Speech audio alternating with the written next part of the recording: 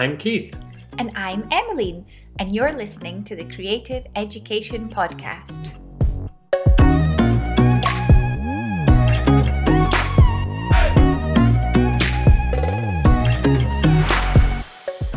Joining us today is Dee Isaacs. Dee is the Senior Lecturer for the Music in the Community course at Edinburgh University.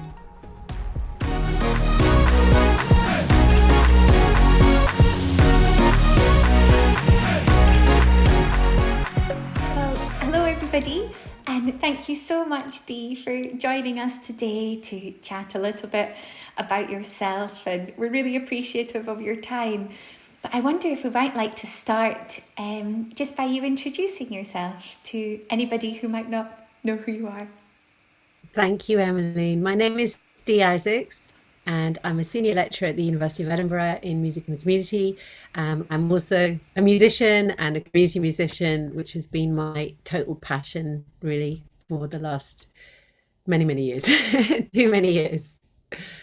Dee, I wonder if you could tell us what drew you to the instrument that you chose in the first place, which is cello. Yes, I've got a little bit of a story about that, actually. So I grew up in a very, very musical family. I was really lucky, surrounded by music. And I have 5 siblings. We all play different instruments. And I went to a concert at my brother's school, and the cellist was wearing purple socks, and I thought he was fabulous, and it was and actually it was just absolutely incredible, and I thought there was such charisma. He was a real communicator. You know how you get those performers who don't really communicate?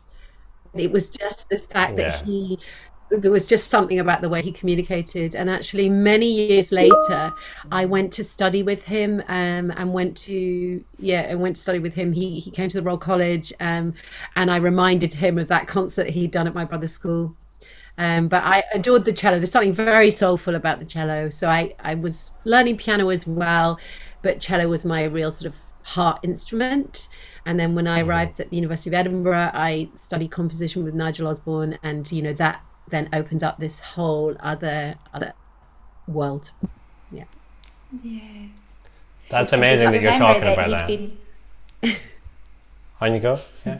Did he remember that you'd been wearing purple socks? No, the socks didn't. But he was really quite eccentric. He was absolutely wonderful. There was something about it was more than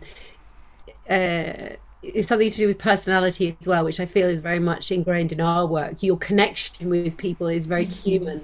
Yeah. And it's not about all the skills that you might have. It's actually the first thing is just that human quality. And I think that really came across. He had a special quality, very inspiring. That thing that you're saying about the letting you in a performance, because you can go and watch a performance and someone can be so ingrained in their performance that none of the audience are getting in. And I think teaching can be like that too. You can be so obsessed with your own subject that you're not really letting anyone else in. So that passion that you were able to feel coming from him, which made you passionate about the instrument without being put off by his level, I think is amazing. Yeah. That's what a great teacher has. Yeah, we're very lucky, Keith, in our work, that actually we had the opportunity to create those really special moments where you just really feel like you're all so involved in that musical moment. And that's just a great gift. I think I always say to my students, we need to strive for that moment when you feel in the room, oh, that was wonderful. We created something really special together. And then when you left university, Dee, where did your journey begin and progress from there?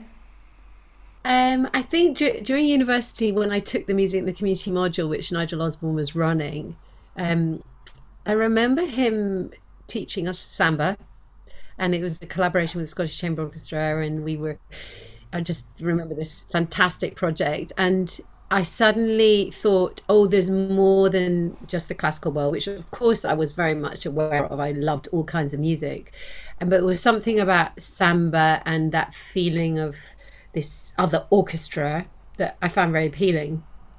And drumming, of course, and I was also using a lot of singing in my community music work, and I got an Arts Council grant to go and study West African singing. initially, Amazing. different styles of singing. So I went to Mali, and then Gambia. And in Gambia, I met Thomas Kamara, who was this great djembe fola, sort of master drummer. And that was the beginning of my journey into African music, which of course is been quite a life's work as well. I adore African music. So yeah. So I'm a drummer too, so I totally get it. I use African drums all the time. Not that I can claim to be any expert in it, and I'm sure you're much further down that path than I am. But I love them. They're so tactile and they're so accessible to just get people playing really quickly. Yeah. And I'm sure those must be things that you find in your work too. The accessibility and how fast you can get people playing. I think the fact that African music is so embedded, I mean, even the word music doesn't really, they don't use the word music in Africa, you know. Music is a combination of song, dance, storytelling, social practice. It really embodies community. And I think that interconnectivity between all those forms I find really, really appealing. So more often than not, in the way that I create or work with community music, is that music is at the center of the creative experience, but it expands out into lots of other art forms. And I'm sure you know yourselves, because I've seen a lot of your work, you know, it's very visual. And so I think that was one of the things, there's a sort of synchronicity about the world of African music and how it moves with the community that it's embedded in. So massively part of the culture. It's not a separate entity. Yeah. Just when you're saying that, Keith and I have been speaking a lot, and it makes me see a real parallel between the idea that everything from the arts, you know, music, anything can come from the arts. Everything in life, we can learn about anything through music and the arts. And I think it's more what you're saying about African music is just that it's life, you know, it's a lifestyle as opposed to a certain thing that only specific people are able to do. I just think it's that's great. We talk about about this cross-curricular thing as well, and we've moved away from that and then come all the way back round to it, and it's as if that culture's never lost it in the first place, whereas we started defining things as all these separate things, and then have gone, oh no, actually it was better when we taught all those things together. Maybe we need to come back round to that again, and they just haven't lost it in the first place. Yes, I think that's so true. Yes. And then, so your work, I know I've been to the project, you know, that you set up in Gambia Tea and learnt to djembe drum and things, but that has really developed into so much more, and working in schools as well in the Gambia now. Yes, so that project's been running a long time. So we set up, first of all, it was just about students getting an experience of West African music, immersing themselves in that culture. And in fact, it was my students who said to me, why are we not, you know, doing the work in schools like we do in Scotland, in Gambia? And I think one of my reservations was just to do with this sort of slightly Western, oh, you know, here we come and we're going to, I don't know, come and impose. So we know better somehow. Yeah, the methods of the curriculum that we work with in Scotland. But I realised after many years, I started to speak with the head teacher of school in the community where we were working, in Kotu, in an area of Gambia. And I said to them, I talked a little bit about the curriculum here and how we use active learning and how we bring imagination into the classroom. And I was sort of saying, look, I could just show you a little bit of the techniques and how we work. And also it's very playful, isn't it? Sometimes when you want to open an imaginative world, you create quite a playful atmosphere, and that's very different from the systems that are in place in schools in Africa, in Gambia. So that was really where it started. So we started to go into the schools and run these workshops and produce some little kind of theatre events at the end of a week, working in the classes. And it was very interesting, because at the beginning there was no sense of boundary at all. So, you know, you took out your instrument and the kids would be like climbing all over you. Or if I said, give each other a little bit of space so that you can, you know, sing or move or stretch, and it's like they couldn't. They just wanted to be on top of it. And then after a few years, and the teachers as well didn't know how to support the process, but they said it was very interesting. And we started to evaluate the project, and they became more and more ambitious.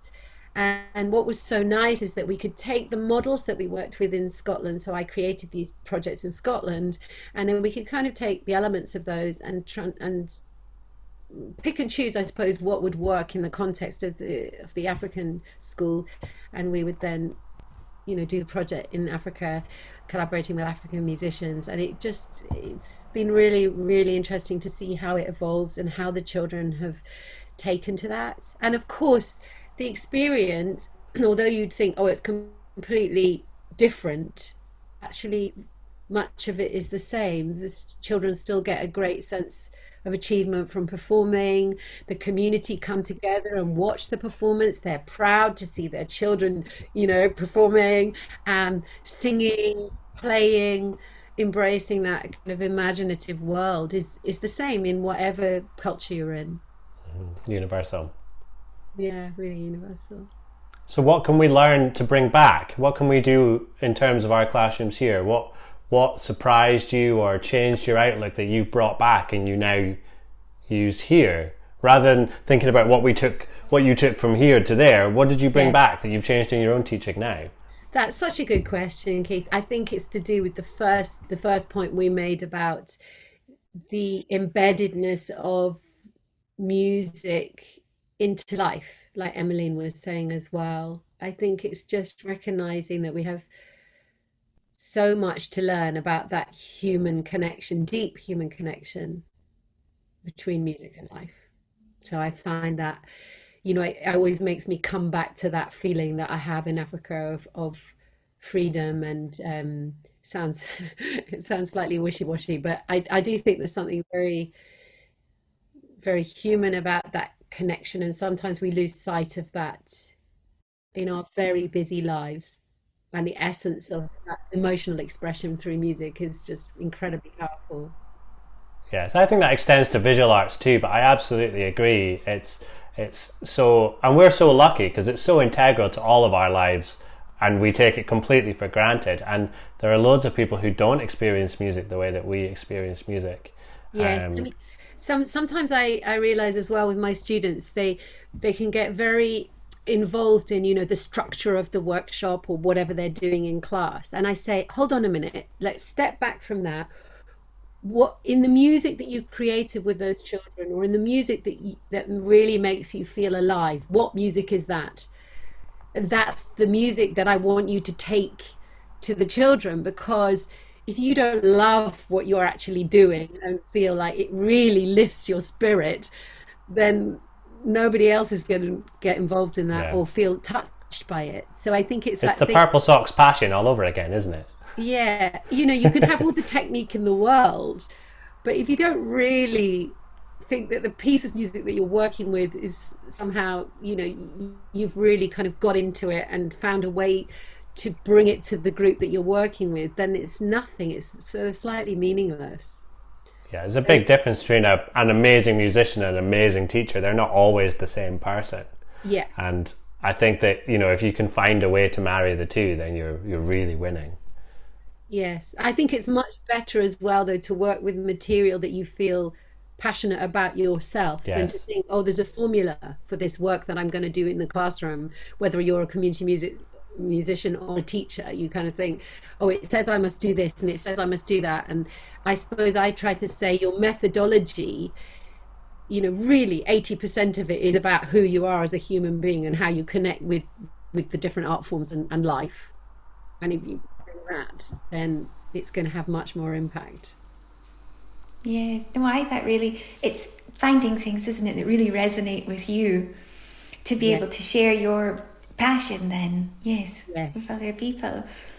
I even think about doing seminars with you, Dee, where we were learning African songs and drumming together, and they probably stayed with me because of your real passion for them in sharing them with the rest of the students. Yes, and then but it's that Emily, it's that thing though, isn't it, that's my thing, but it might not be your thing, but you felt something because maybe I adore that music. And I say to people as well, but it's not about just doing it in the way that I've taught you, it's about doing it in your way, that makes the Yes. human connection.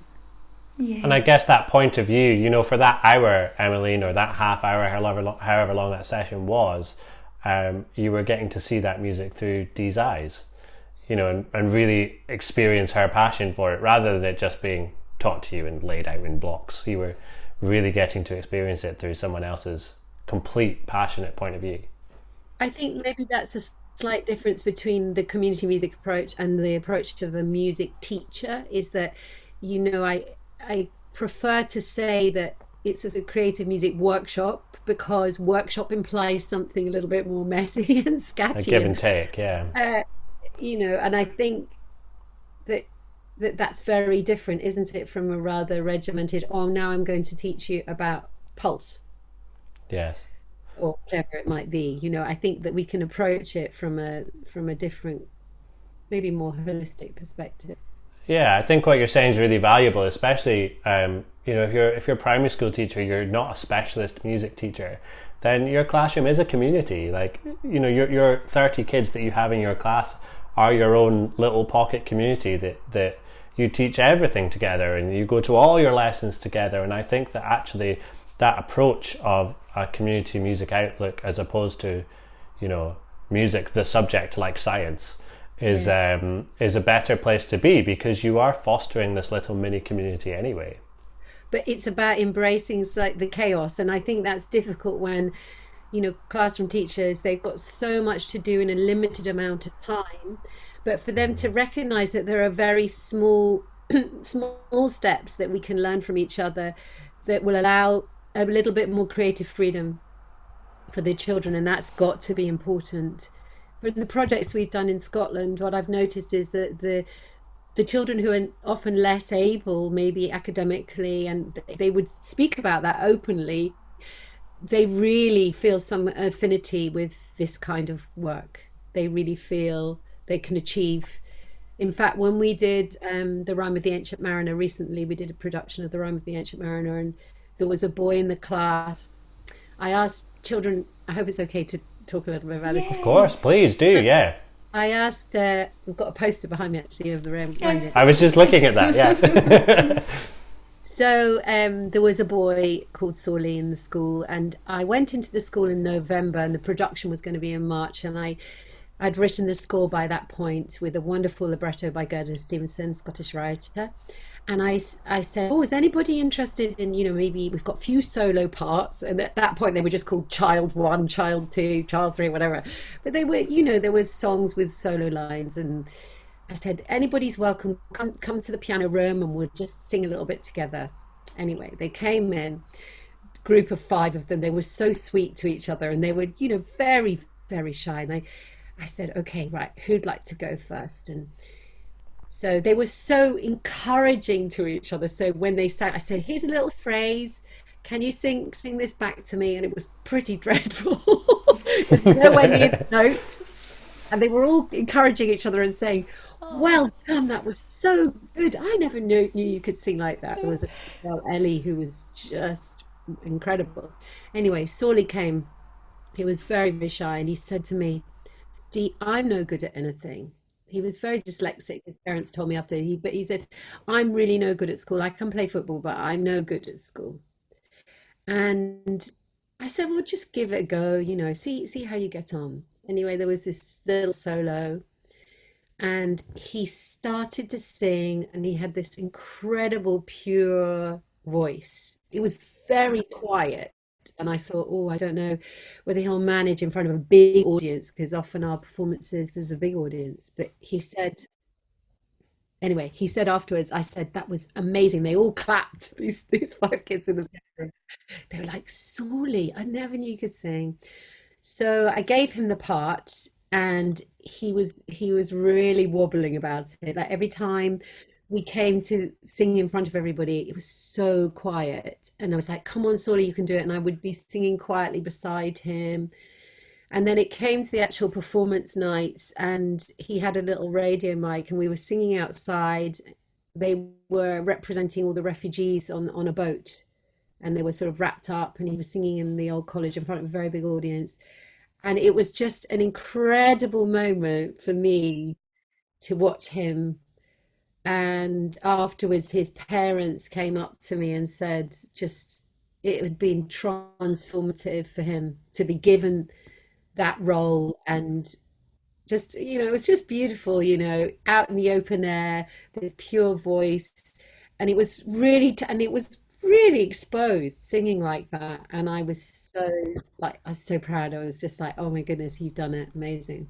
That's the importance of the arts, though, isn't it? That it's not about music necessarily. It's about all the other stuff that comes with it. And I've had very similar experiences with pupils who've been absolutely terrified with stage fright and don't want to go on, and they're practically on the point of tears, and you're almost pushing them on the stage, and you're kicking yourself because you're thinking, I've just been such an awful teacher pushing this person to do this thing that they don't want to do, and then they come off the other end and they're absolutely buzzing and they just want to do it again. And it doesn't matter whether everything was right or not in that performance, because they enjoyed it so much and the audience were enjoying their enjoyment. And it's such a confidence booster, as you say, for a child to be involved in a project like that.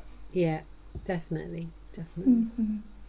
And it had just given him the opportunity, an opportunity he might not have had otherwise, to be able to express himself in that way. Never had it, Emmeline, and I think never had the confidence. But it's also about us trusting that when they first sang to me, if you had heard them sing, I honestly I remember going back and saying to Christina, Emmeline, who knows well, and I said, I don't think they're going to be able to sing this. This is too difficult. They're not going to be able to do it. And every year I think that. And of course, I shouldn't doubt children's incredible ability yes. to succeed, and resilience too. A little bit, and you say you can, then they can get there. And they're so much more creative than we are, because they've got such fewer inhibitions about things, and that thing that you were talking about, the give and take, the workshop thing, where you give them creative control and you allow them to have a voice in the session, and they'll come up with 10 ideas that were better than yours in 3 seconds flat. Definitely. Yes. Mm-hmm.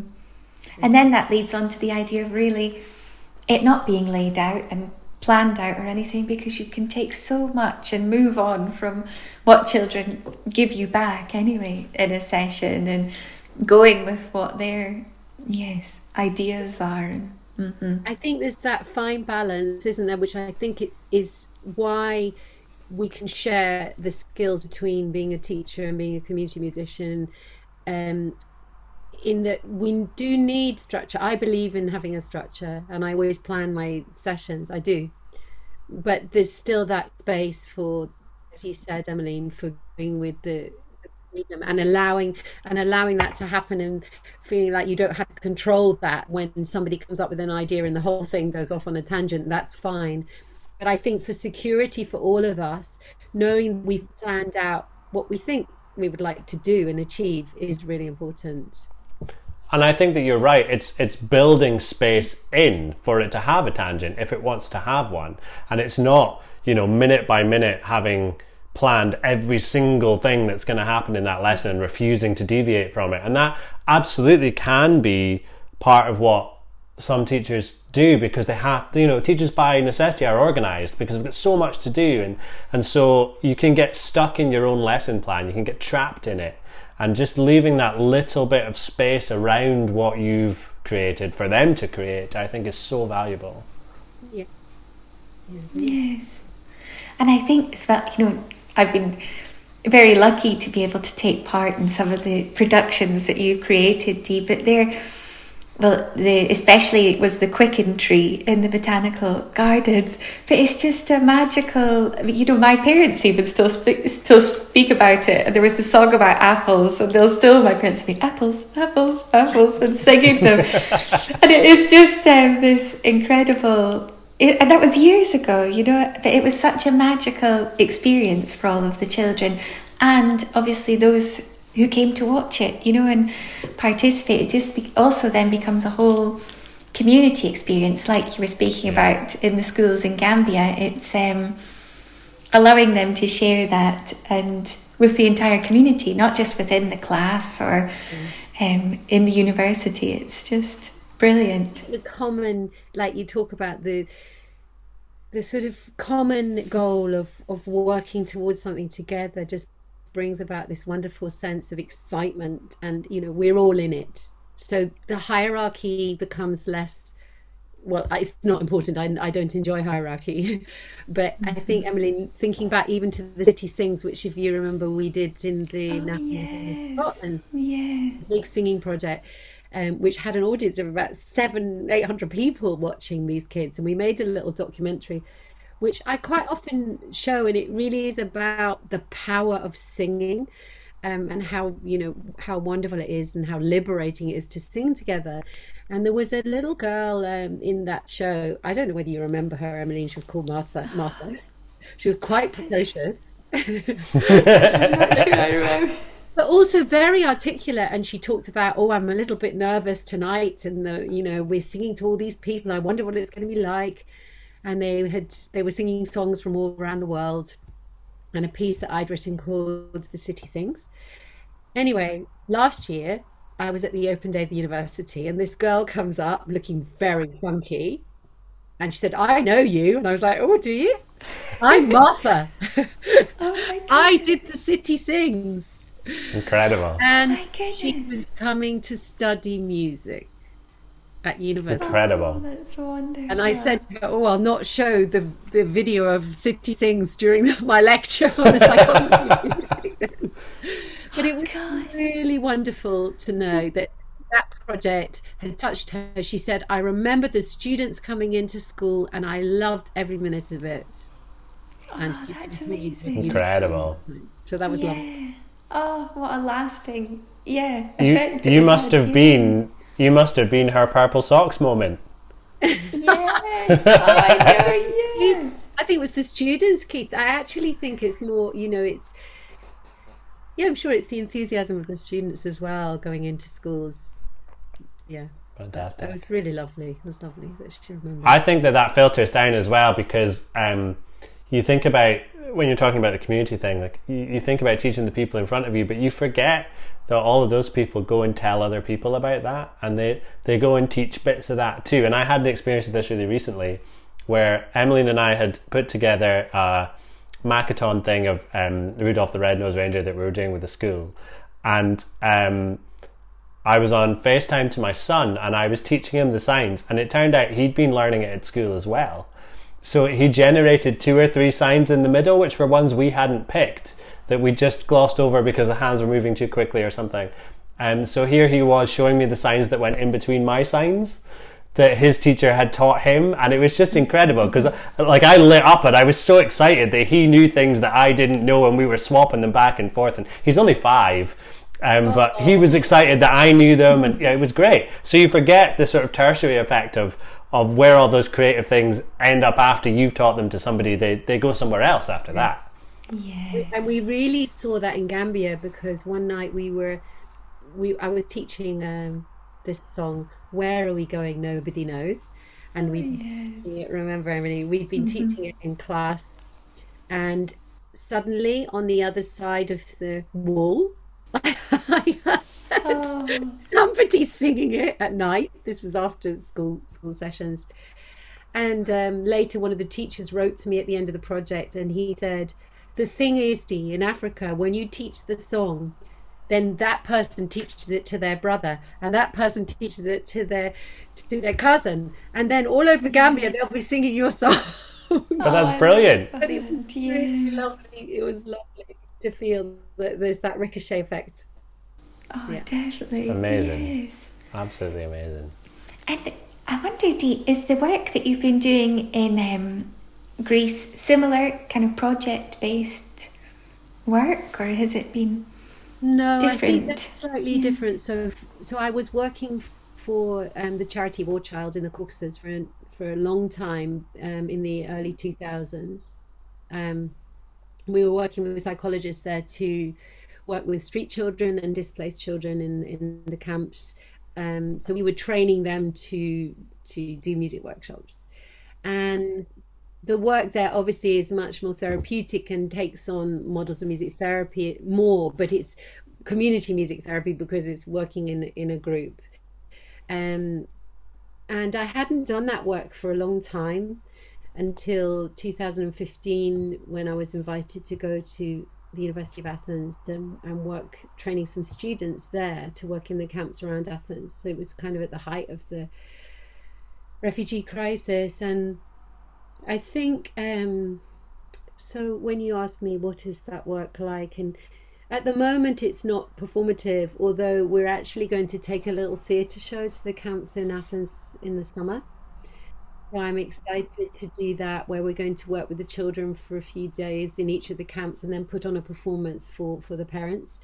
Amazing. But the work that I've been doing recently on the island of Leros is, yes, it's much more therapeutic, and it's really about little creative journeys we do together, which I think can really help children just forget the situation that they're in for that small moment in time. And it's a way of processing trauma. And I'm sure that Nigel's spoken about the work that he's done with trauma, and music is just hugely beneficial, as you both know. And I think these children need an indirect way to process what they've been through, and they're still in the middle of it.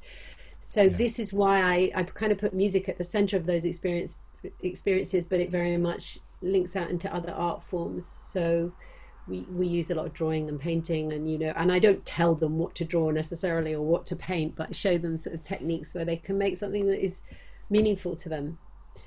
So the last time I was sort of combining the music workshops with running a little art club, and that was just really, really lovely. And sometimes the parents dropped into those sessions as well and drew things for their children. So it's very gentle, but it has, I try to explore kind of themes that might resonate with them.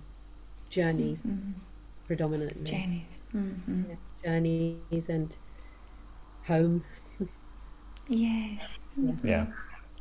Oh, I know. It sounds, yes, very powerful though. Yeah, just even from you speaking about it, I'm just sure it's extremely powerful for the families who are benefiting. I think that combination of a visual art and an audio art is such it's that multisensory approach again as well that we talk about in schools, and that we discussed when we were talking about dyslexia. And there's just so many layers to what you're talking about, and how it can be used for the way that you're using it, and used in a classroom, and there's just so many applications of it.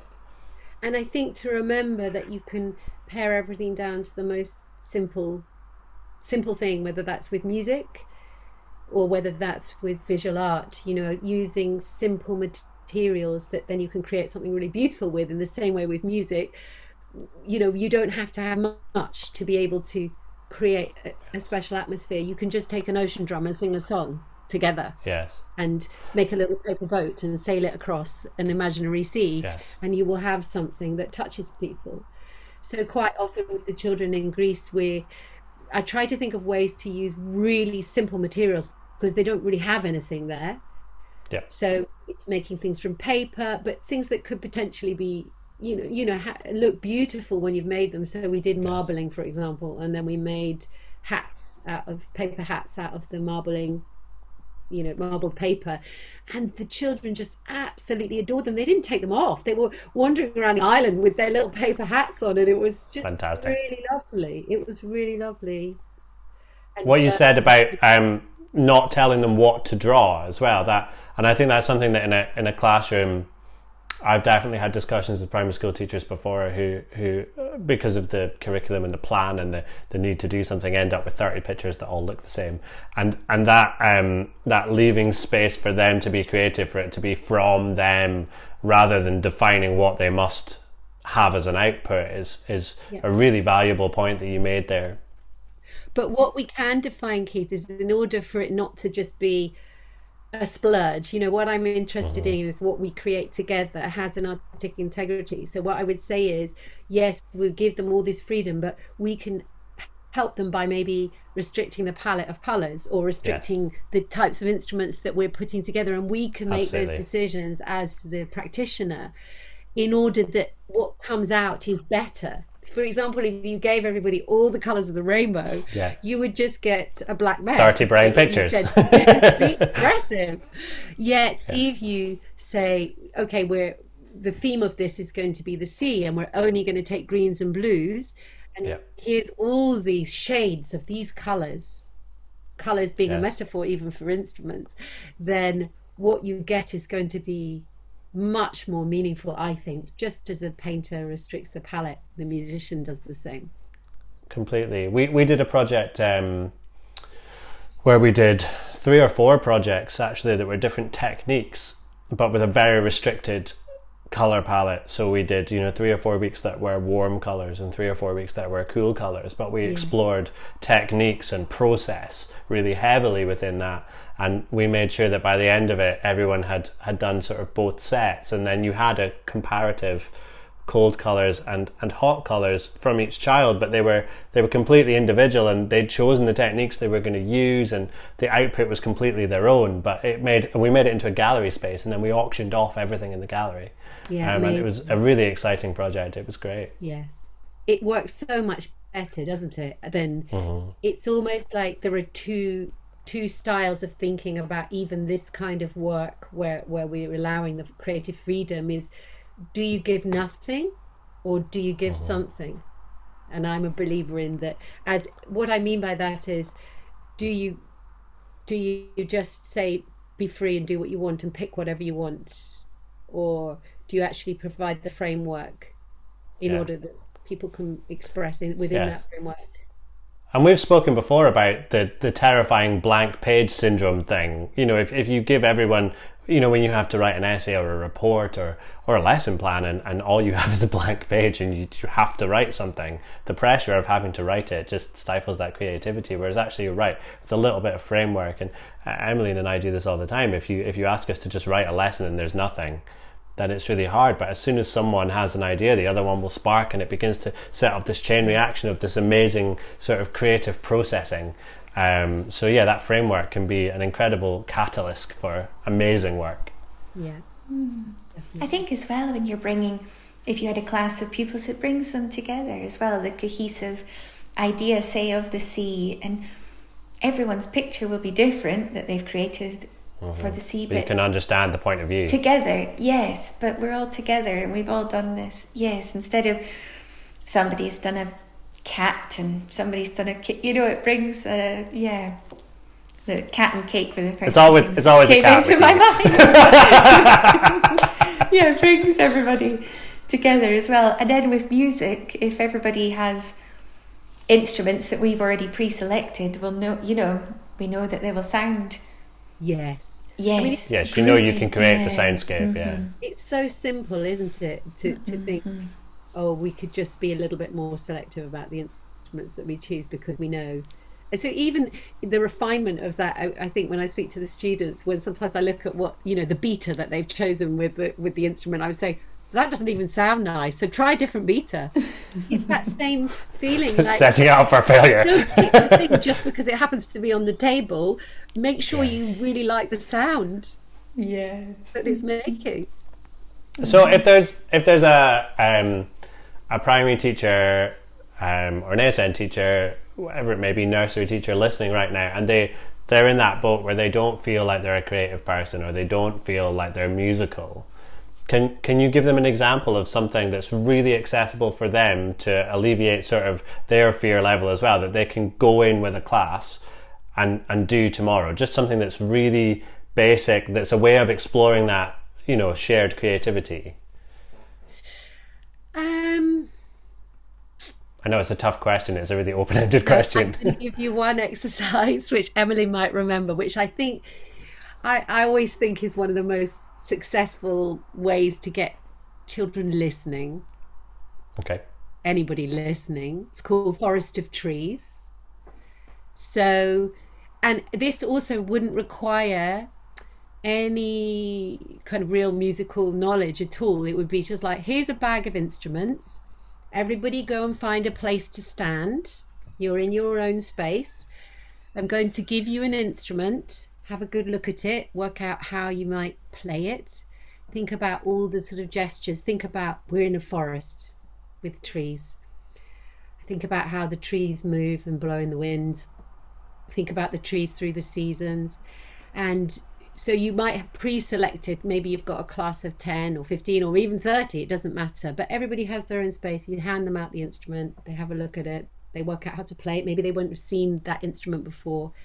Then you say to them, right, you're going to close your eyes. You stand with your instrument, and the teacher will go around. You say, when I tap on your shoulder, you're going to start playing your instrument.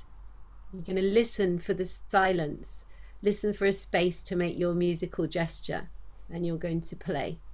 And you tap, and as a teacher also you're seeing what instruments, so you're making the soundscape, because you can see, okay, we've got a thumb piano there, we've got a tick-tock drum there, we've got an ocean drum there, whatever it might be.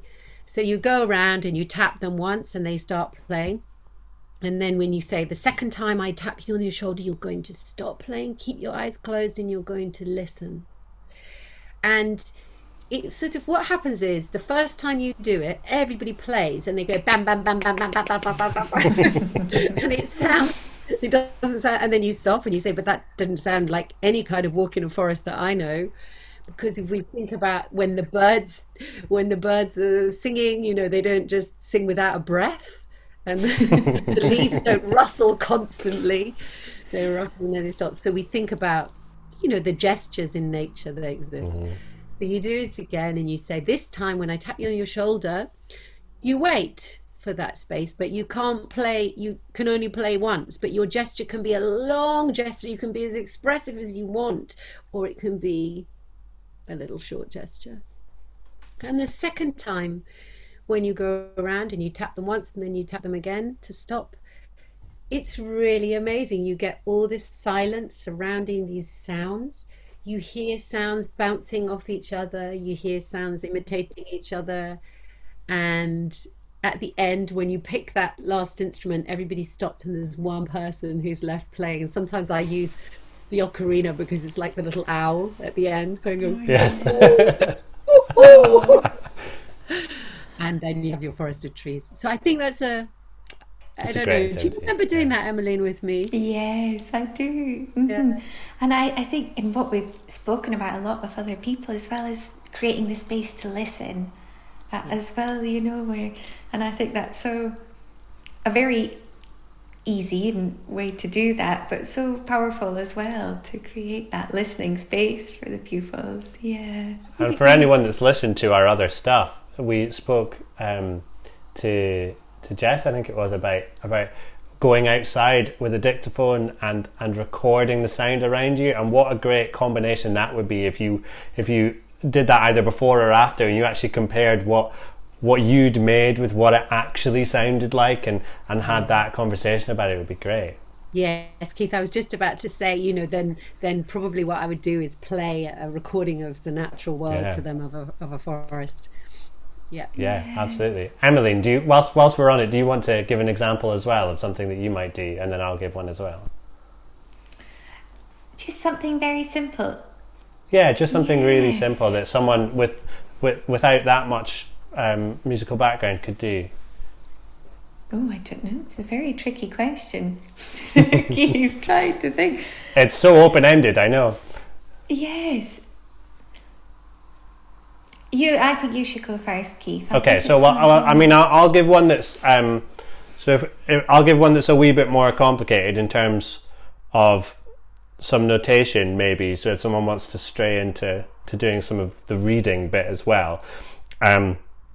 So I would suggest, if you had a big class like that was big enough to split up into groups, and we're talking maybe a little bit older, at least primary 1 or 2 here, maybe not nursery, and we assume, for argument's sake, that music is written in 4s, then if we just have 4 notes up on the board and we learn to play 1, 2, 3, 4, and we can learn to do that by counting or by pointing to the notes, then if we allow the groups to choose which 1, 2, 3 and 4, which one of those numbers they turn on or off, and we can teach them about playing and not playing, so notes and rests, and then each of those groups can play that back and to the rest of the class, and then you can do the same thing that you were doing, where you turn groups on and off and listen to how the music changes as one group is playing 1, 2, nothing, nothing. 1, 2, nothing, nothing. And another group is playing 1, nothing, 3, nothing.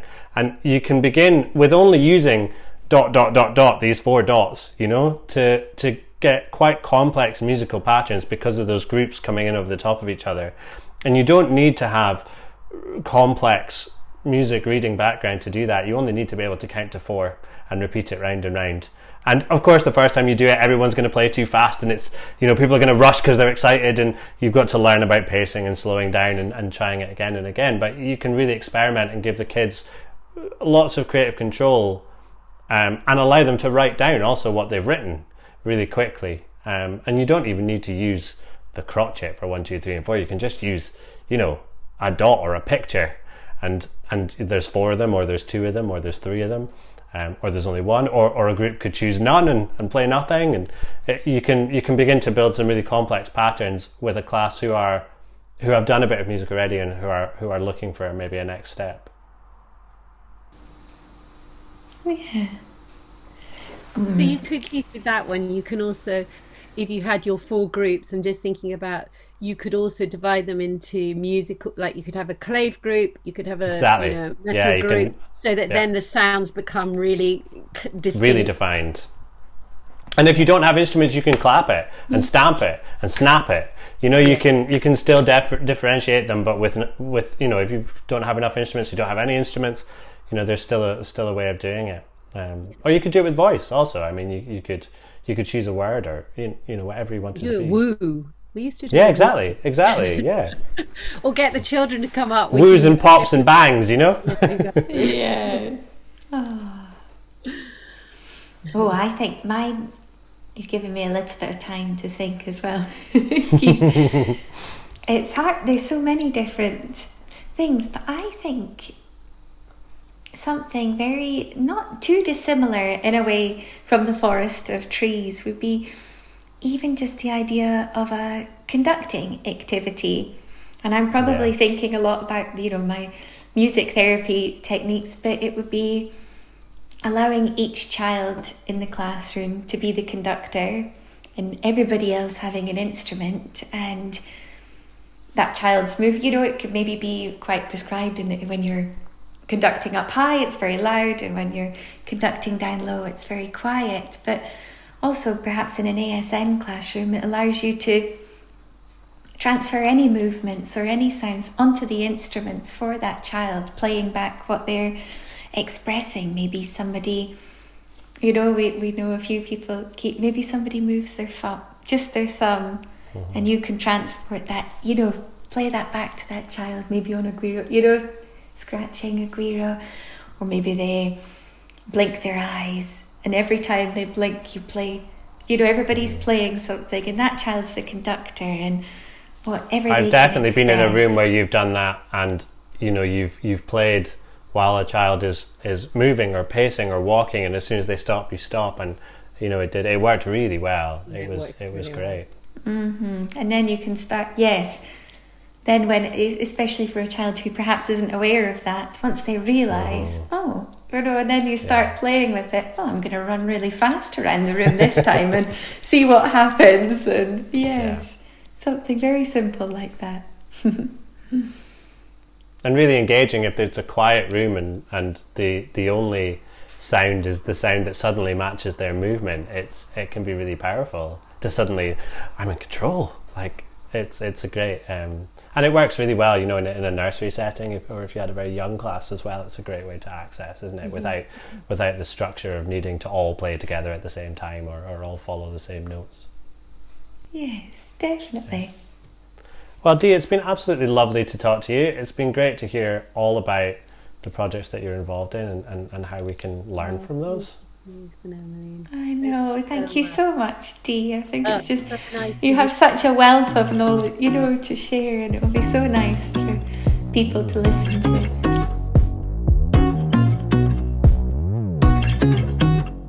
Thanks to Dee for joining us, and thank you for listening. And hopefully you've learned some practical skills and activities that you can try in your classroom. See you next time.